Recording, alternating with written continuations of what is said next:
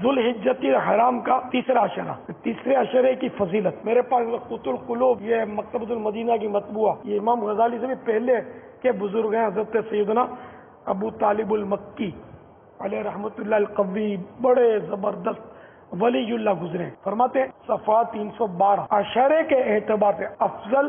دو عشرے ہیں، یعنی ذوالحجۃ الحرام کا پہلا اور آخری عشرہ۔ ان دونوں عشروں کے بعد سب سے زیادہ فضیلت محرم الحرام کے پہلے عشرے کی ہے۔ پس ان ایام میں اعمال کی بجا آوری بقیہ مہینوں میں اعمال بجا لانے سے افضل ہے۔ جس نے ماہ حرام، یہ ذوالحجۃ الحرام بھی ماہ حرام ہے، یہ ذہن میں رکھیے گا، جس نے ماہ حرام کے 3 روزے رکھے اللہ عز و جل اس سے آگ سے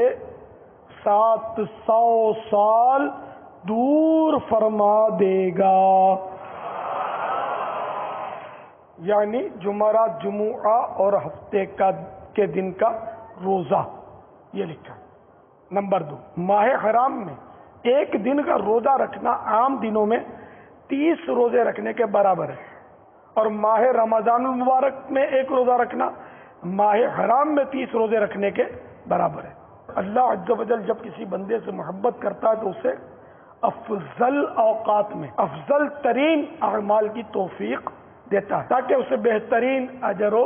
ثواب عطا فرمائے، اور جب اللہ عز و جل کسی بندے سے ناراض ہوتا ہے تو اسے افضل اوقات میں بدترین اعمال کے حوالے کر دیتا ہے تاکہ شعائر کی حرمت پامال کرنے اور حرام ٹھہرائی گئی اشیاء کی حرمت کا خیال نہ رکھنے کے باعث اس کی برائیوں میں کئی گنا اضافہ کر دیا جائے۔